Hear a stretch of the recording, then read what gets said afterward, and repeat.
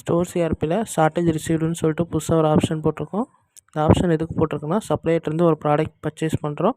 Purchase பண்ணுற பில்லோட ஸ்டாக்கும் நம்மக்கிட்ட receive ஆன ஸ்டாக்கும் இப்போ ஷார்ட்டேஜ் ஆகிடுச்சு. அப்படி ஷார்ட்டேஜ் ஆகிற ஸ்டாக்கு திருப்பி நம்மக்கிட்ட ரிசீவ் ஆகும்போது அதை நம்ம சாஃப்ட்வேரில் ஒரு என்ட்ரி க்ரியேட் பண்ணி ஷார்ட்டேஜ் ஸ்டாக்கை மெயின்டைன் பண்ணுறதுக்கு தான் இந்த ஆப்ஷன் போட்டிருக்குது. இந்த ஆப்ஷன் எப்படி யூஸ் பண்ணுறதுன்னு பார்க்கலாம். முதல்ல பர்ச்சேஸ் என்ட்ரி ஒன்று க்ரியேட் பண்ணிக்கலாம். ட்ரான்சாக்ஷனில் பர்ச்சேஸ் க்ரியேஷன், என்ன சப்ளையரோ அந்த சப்ளையர் செலக்ட் பண்ணிக்கலாம்.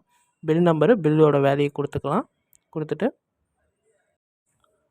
இந்த ஐட்டம் 100 பர்ச்சேஸ் பண்ணியிருக்கேன், ஆனால் எனக்கு ரிசீவ் ஆனது 80 தான், 20 வந்து ஷார்ட்டேஜ் ஆகிடுச்சு. அது எப்படி போடலான்னு பார்க்கலாம். ரைட் கிளிக் பண்ணி அன்னைய காலத்தில் ஷார்ட் குவான்டிட்டின்னு சொல்லிட்டு ஒரு காலம் இருக்கும், அது டிக் பண்ணி எனேபிள் பண்ணிக்கலாம். இதில் உங்களுக்கு எவ்வளோ குவான்டிட்டி ஷார்ட்டேஜ் ஆகுதோ அதை கொடுத்துட்டு சேவ் பண்ணிக்கலாம். இதை இன்வென்ட்ரி ரிப்போர்ட்டில் பர்ச்சேஸில் பெண்டிங் ஷார்ட்டேஜ் ரிசீவ்டு ரிப்போர்ட்டை கிளிக் பண்ணிக்கலாம். இதை கிளிக் பண்ணோன்னே இந்த சப்ளையருக்கு இந்த ஐட்டம் வந்து 20 தினம் பெண்டிங்காக இருக்குதுன்னு சொல்லிட்டு நம்ம இதில் ஒரு ரிப்போர்ட்டாக காட்டிடுவோம். இப்போது ஷார்ட்டேஜ் ஸ்டாக் வந்து நம்மகிட்ட ரிசீவ் ஆயிடுச்சு. அது எப்படி நம்ம சாஃப்ட்வேரில் ஒரு என்ட்ரியாக க்ரியேட் பண்ணுறதுன்னு பார்க்கலாம். ட்ரான்சாக்ஷனில் பர்ச்சேஸில் ஷார்ட்டேஜ் ரிசீவ்டில் க்ரியேஷன், என்ன சப்ளையரோ அந்த சப்ளையர் கொடுத்துக்கலாம்.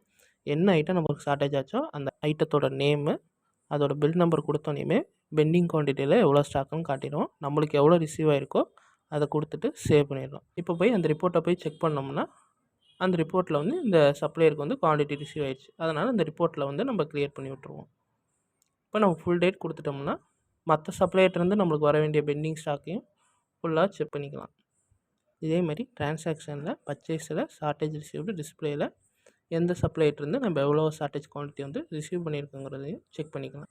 இந்த ஆப்ஷன் மூலிமா ஷார்ட்டேஜ் ரிசீவ்டு வந்து எவ்வளோ பெண்டிங்கில் இருக்குன்னு செக் பண்ணிக்கலாம், எவ்வளோ ரிசீவ் பண்ணியிருக்கிறதும் செக் பண்ணிக்கலாம்.